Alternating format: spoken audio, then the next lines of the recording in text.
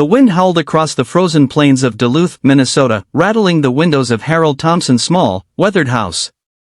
At 79, Harold had grown used to winters that seemed to seep into his bones, but the chill inside him ran deeper.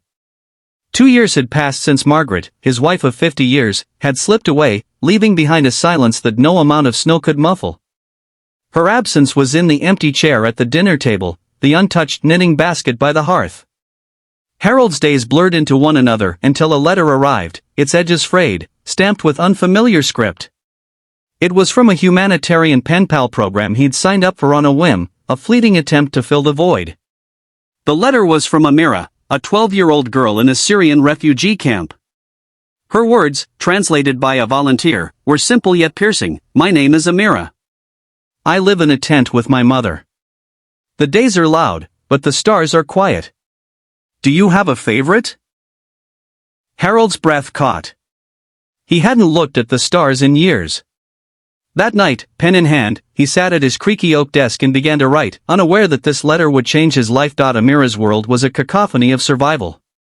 The refugee camp near Aleppo sprawled like a wound in the desert, its tents flapping in the wind, its air thick with dust and the distant rumble of conflict. At 12, Amira was slight, her dark eyes holding a resilience forged by loss. Her father had vanished in the war, her home reduced to rubble. Yet, she clung to hope, fierce and unyielding.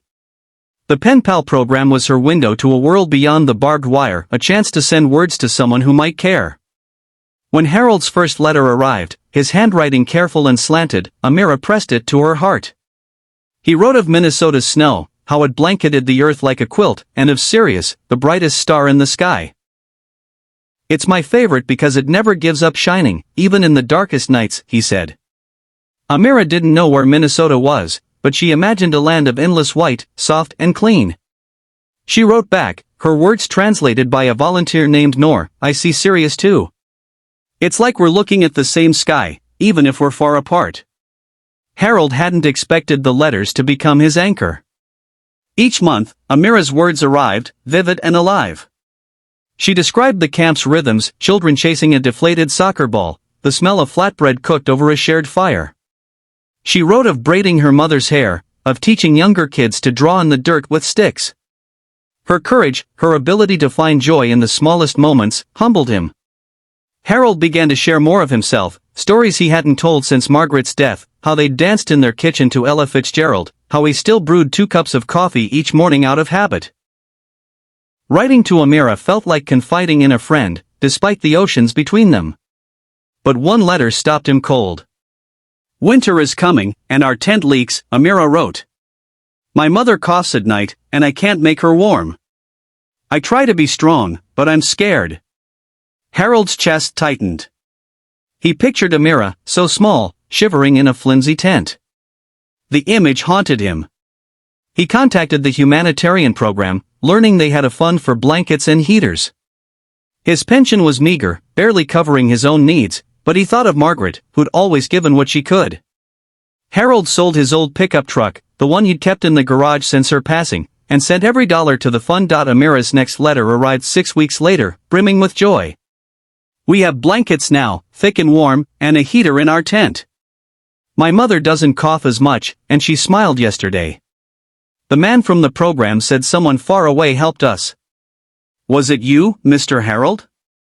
Harold's eyes stung as he read. He hadn't told her about the truck, hadn't wanted her to feel burdened. The thought of Amira's mother smiling, of Amira safe from the cold, warmed him in a way no fire could. He wrote back, dodging her question, and described Lake Superior's ice, how it gleamed like a frozen galaxy.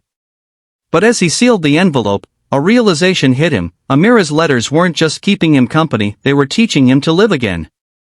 He'd spent years drowning in grief, but her strength, her spark, reminded him that life still held meaning. She was a child, yet her words carried a wisdom that reached across continents. The letters wove a bridge between them, each one tightening their bond. Amira shared her dreams of becoming a teacher, of building a school where children could learn without fear. Harold sent her a small sketchbook and colored pencils, items he'd found in Margaret's old art supplies.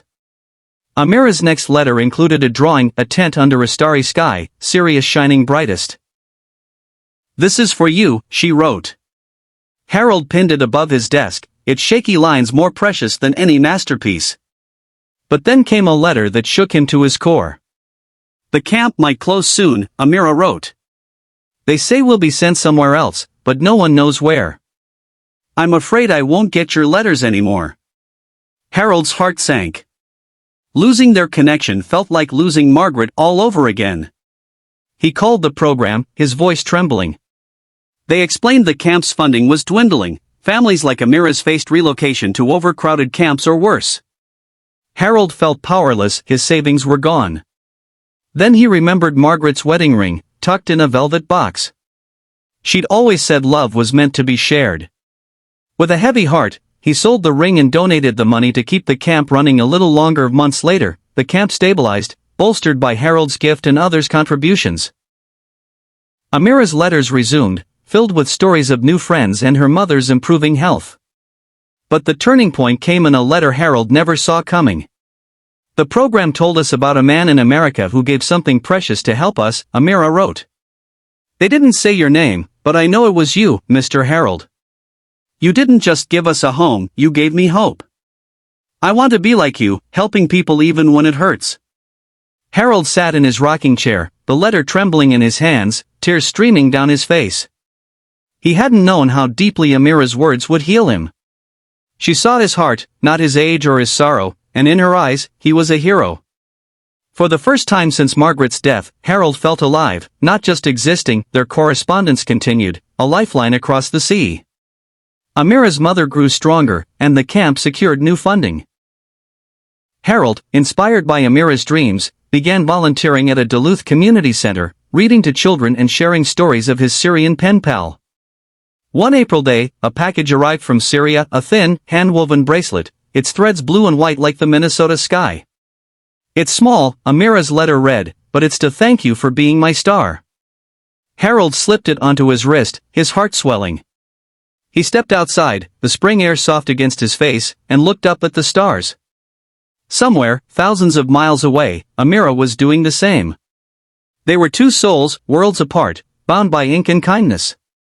Their story wasn't one of grand heroics but of quiet, steadfast love, a testament that even in a broken world, humanity could stitch itself back together. Harold penned his next letter under the glow of his desk lamp, smiling as he wrote of hope, of how Amira's courage had rekindled his own.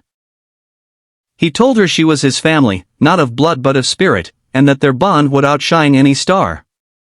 As he sealed the envelope, he knew their letters would continue, carrying love and light across oceans. Harold and Amira had learned a universal truth: kindness needs no translation. It is the language of the heart, spoken by anyone brave enough to listen. And in that language, they'd found a connection that would endure, a beacon of hope for a world that so desperately needed it.